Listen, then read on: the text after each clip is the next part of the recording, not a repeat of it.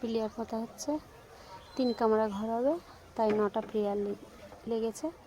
8টা player পোঁতা হয়ে গেছে, আর একটা প্লেয়ার পুঁততে বাকি আছে।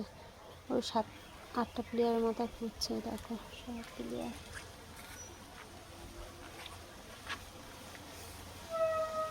এখানে একটা, এখানে একটা 3টে 4টে 5টা 6টা 7টা, একটা 8টা, আর ওই কোনায় একটা পড়বে, হবে 9টা প্লেয়ার।